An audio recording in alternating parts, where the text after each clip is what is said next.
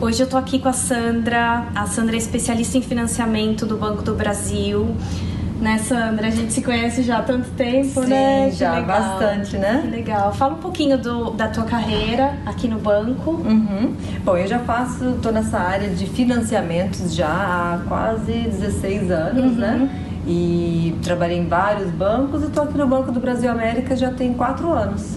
E trabalhando só na área de financiamentos residenciais, né? E lidando em específico com clientes internacionais que estão adquirindo imóveis aqui. Certo. O nosso objetivo com esse vídeo é explicar um pouquinho como você consegue um financiamento aqui nos Estados Unidos. Isso para brasileiro que está pensando em vir para cá, em comprar um apartamento, em comprar uma casa. Então a Sandra seria a nossa facilitadora aí nesse processo. E tem algumas perguntas que eu vou fazer para ela que eu acho que é a dúvida da maioria das pessoas, dos brasileiros que a gente atende hoje em dia, que não são residentes aqui. E qualquer dúvida maior que vocês tiverem, entre em contato com a gente. Eu vou deixar o contato da Sandra no nosso blog.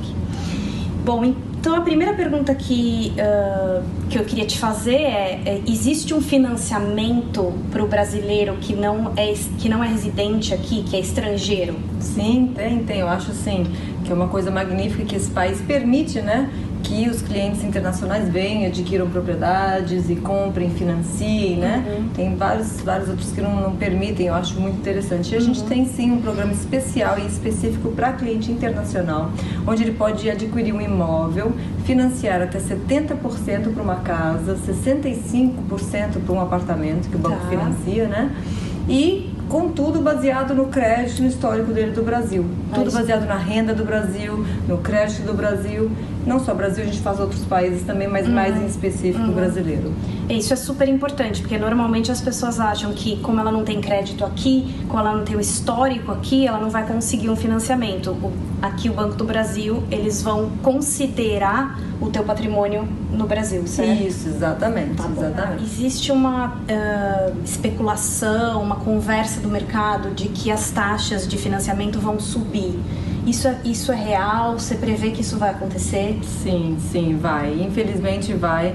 Mas é algo bem gradativo. O governo americano segurou as taxas por tanto tempo, né? Bem baixas. Então agora eles estão começando a dar um aumento, mas não é algo que é assustador. Ninguém tem que assustar com isso, porque realmente é coisa pequena, tá? Não é algo que vai, de repente, subir de um ano para o outro muito. Mas, se você já está pensando em comprar, se tem planos, eu aconselho que já comece, realmente tente fazer ainda esse ano para segurar uma taxa mais baixa. Pelo menos por um período de 5 anos, né? Fixos. E como você tinha me dito, existe essa taxa pode aumentar até um nível, né? Exato. Não existe ela não vai aumentar e ficar aumentando, né? Exatamente. Então esse que é o ponto bom das taxas de juros aqui nos Estados Unidos e do direito ao consumidor, né? Onde eles têm a taxa de juros que você fixa por um período, né? E depois ela tem também um cap, onde ela não pode subir mais que 2 pontos percentuais de um ano para o outro. E não pode subir mais que 6 pontos percentuais durante toda a vida do empréstimo. Então, o cliente está sempre seguro, sabendo no que ele está entrando, né? Sendo que ele tem uma perspectiva de 30 anos de amortização. Essa questão da taxa, quando a taxa aumenta, só para as pessoas terem uma noção, o brasileiro que vai fazer um financiamento, um mortgage, vai ter aquele pagamento mensal, o quanto isso reflete no pagamento mensal? Tão pouco, Cris. Sim, de novo, é um financiamento para 30 anos. Então, quando você amortiza ele, realmente a diferença de 0,15 numa taxa, de 0,25 é mínima numa parcela mensal. Certo. Tá? Só se for realmente 1 ponto percentual, 2 pontos percentuais, altera um pouco mais, mas nada que seja assustador. Significativo. Exatamente.